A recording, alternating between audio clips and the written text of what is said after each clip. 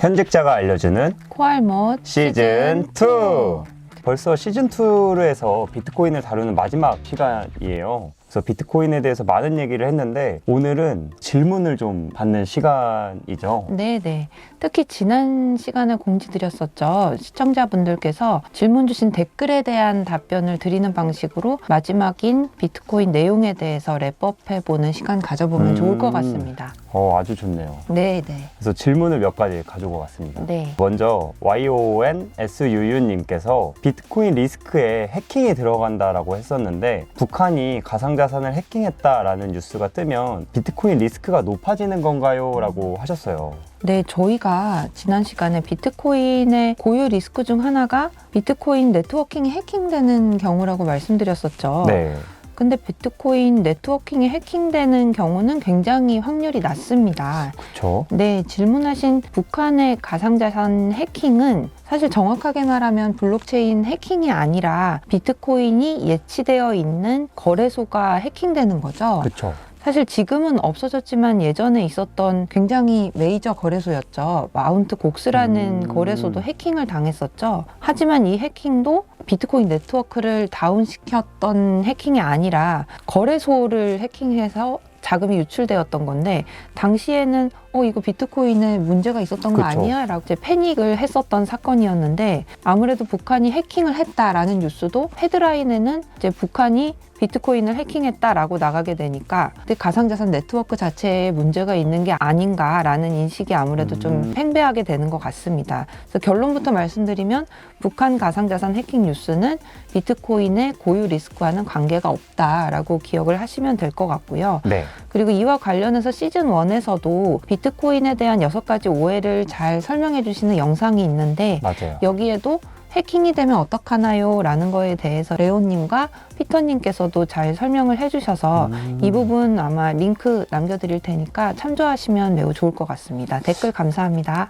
이 마운트 곡스 해킹 있잖아요. 네네. 아직까지도 회자되면서 계속 마운트 곡스의 해킹 물량이 다시 나온다. 네. 그리고 이 해킹 관련해서는 비유를 하자면 어떤 회원이 뭐 네이버나 구글 이메일을 해킹당했다고 해서 네이버나 구글 자체가 해킹당한 건 아니잖아요. 되게 적절한 비유인 것 같아요. 네, 맞아요. 딱 약간 이렇게 생각을 하시면 좀 좋을 것 같아요. 네네, 맞아요.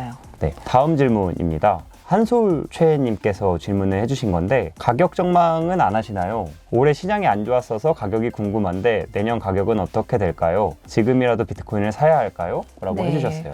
아무래도 올해 하락장이었고 연말이다 보니까 저도 주변에서 좀 많이 듣는 질문인 것 같은데요. 네. 마침 리서치 센터에서 12월 2일쯤에 내년 전망에 대한 리포트를 발간을 했습니다. 네. 특히 이번에는 리서치팀 4분이 내년 전망에 대한 의견을 각자 다 취합해 주시는 형태로 이제 보고서가 발간이 됐는데요.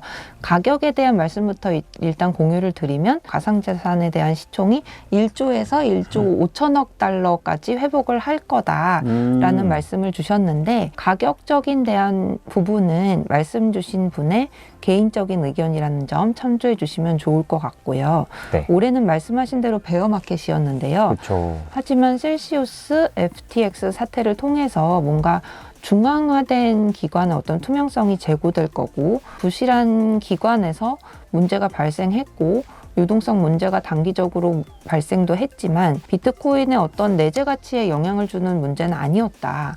그렇기 때문에 비트코인 내재 가치는 충분하고 지금이라도 비트코인을 사라고 말씀을 드리고 싶습니다. 사실 이게 지금이라도 비트코인을 사라 라고 하시는 게 네. 굉장히 돌려서 말하려고 하는 표현인데도 네. 이렇게 사라고 하신 거잖아요. 네네. 제가 생각하기엔 굉장히 강한 시그널 같거든요. 네네. 그럼 내년에 거의 확실하게 오르는 건가요? 네, 아무래도 그 대답을 궁금해하시는 분들이 많을 것 같은데요.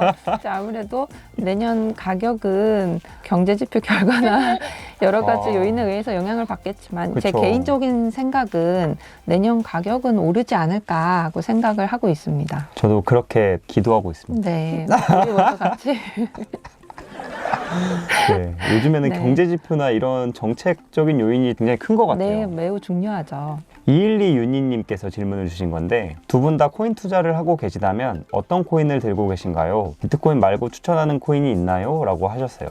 저는 개인적으로는 이더와 비트코인을 주로 들고 있고 그 외 코인은 정말 작은 액수로 몇 개만 보유를 하고 있습니다. 네. 전체에서 이더와 비트코인이 정말 각각 차지하는 게 반반 정도고 나머지는 정말 10%도 안 되는 것 같고요.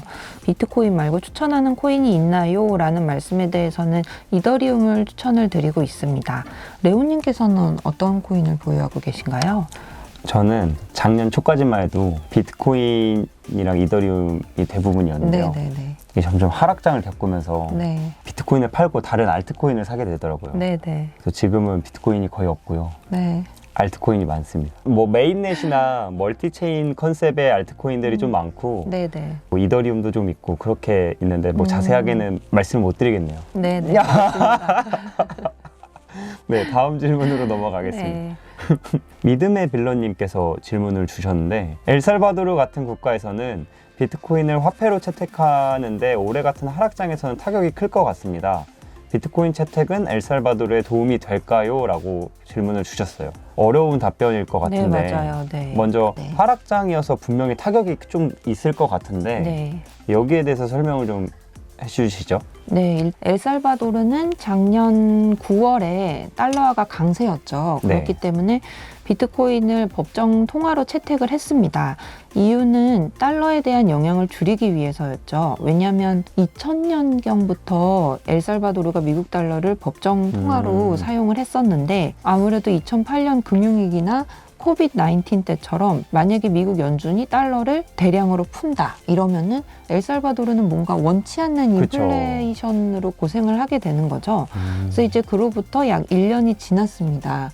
근데 사실 초기에는 기술적인 측면에서 좀 문제가 있었어요. 네. 왜냐하면 작년 11월에는 개인정보를 도용해서 치보라는 어떤 지갑이 있었는데 여기에서 개인정보를 도용해서 비트코인을 탈취하는 사례가 생겨나게 됩니다. 네. 아까 저희가 좀 말씀드렸던 마운트 곡스 사례처럼 비트코인 자체 문제가 아니라 얘네의 애플리케이션 자체에 어떤 문제가 생긴 건데 자국민의 어떤 비트코인 이해도가 부족한 상태에서는 이거 비트코인에 문제가 생긴 거 아닌가라는 신뢰도가 저하되는 거죠. 네. 그러다 보니까 경제 위기도 있는데 IMF와 진행 중인 차관 도입 현상도 지지부진한 상황이 되는 겁니다. 근데 거기에 올해는 또 비트코인 가격도 하락하니까 내년 1월까지 부채 상환도 해야 되는데 정부의 재정 여력도 부족하고 자국민의 비트코인이라는 어떤 법정화폐 신뢰도도 떨어지니까 이거 엘살바도르가 실패한 거 아니냐라는 주장이 많이 나오고 있는 것 같습니다. 충분히 그렇게 생각할 만할 것 같아요. 네네. 그러면 뭐 사실상 실패라고 봐도 되는 건가요? 사실 채택 후에 어떤 1년 2개월 정도가 지난 거기 때문에 완전히 실패했다, 뭐 망했다라고 보기는 어려울 것 같아요. 네. 근데 초기 치보 지갑 문제는 어떤 시행착오가 있었던 문제인 거고 네. 8개월간 엘살바도르로 송금된 금액의 1.9%인 뭐 9,630만 달러만 비트코인을 통해서 송금되었다는 걸로 어떤 분들은 비트코인 채택의 이유로 자주 언급되었던 송금 수수료 절감도 사실은 이용이 많이 안 돼서 이거 실패한 거 아니냐라는 말씀을 많이 하시기도 하는데요. 네. 사실 비트코인 수수료는 달러 송금보다 훨씬 저렴하긴 합니다. 엘살바도르에서는 많은 자국민이 해외에서 일을 하다 보니 뭐 가족 생활비나 이런 이슈로 매년 송금 수수료만 4억 달러가 나온다고 합니다. 만약 비트코인 수수료가 달러 송금 수수료의 반값이라고 가정을 해본다면 4억 달러의 반이니까 2억 달러인 거고 그거의 1.9%니까 약 380만 달러 정도의 송금 수수료가 절감되는 거죠. 만약 비트코인으로만 송금한 금액 비중이 전체 송금된 금액의 1.9%보다 더 커진다. 그러면 송금 수수료 절감액은 더 커지는 거죠. 그렇죠. 그리고 비트코인을 예전처럼 달러로 변환할 필요도 없으니까 사실은 달러로 바꾸는데 필요한 추가 비용도 없는 겁니다. 그리고 엘살바도르의 비트코인 채택은 굉장히 급진적으로 이루어졌기 때문에 사실 이러한 변화를 사람들이 이해하고 받아들이는 데는 1년 이상이 걸릴 거기 때문에 사실 그쵸. 향후 10년 동안 가상자산에 대한 수요가 전 세계적으로 확대된다는 가정하에 엘살바도르 국민들도 비트코인을 법정 통화로 이용하면서 이해도도 충분히 높아질 수도 있는 거거든요. 그러면 이용도도 훨씬 높아질 수 있는 거고 따라서 법정 통화를 채택하는 문제인데 이걸 완전히 뭐 실패했다, 안 실패했다, 너무 높은 가격에 샀다 이렇게 주장하는 거는 좀 무리가 있다고 생각을 네, 합니다. 확실히 이게 어플리케이션 문제도 그렇고 비트코인 가격의 하락도 그렇고 좀 국민들의 신뢰도가 낮아져서 이게 받아들여지는데 조금 더 딜레이가 되고 있는 네, 것 네. 같아요. 그래서 네. 한 10년 바라보면 되나요? 한 10년 정도는 바라봐야 되지 않을까요? 그러니까 말씀하신 것처럼 이것도 단기적으로 보는 게 아니라 좀 장기적으로 봐야 되는 문제가 아닌가 이 말씀을 드리고 싶었던 것 같아요. 네. 이 수수료 절감 문제도 그렇고 이 엘살바도르가 비트코인을 채택하면서 뭔가 채굴업체나 뭐 가상자산 관련 업체의 해외 직접 투자도 늘어날 네, 수 있다 맞아요. 이런 얘기가 맞아요. 좀 있더라고요. 네, 네, 그래서 네. 장기적으로 봐야지만 알 수 있을 것 같다라는 네. 생각이 드네요. 네. 아, 그리고 댓글에 네. 레오님이 손흥민 선수 닮았다는 댓글이 여러 개 달렸었는데 이 부분은 어떻게 생각하시나요? 이게 한 분이 계속 다 하시는 것 같은데 네.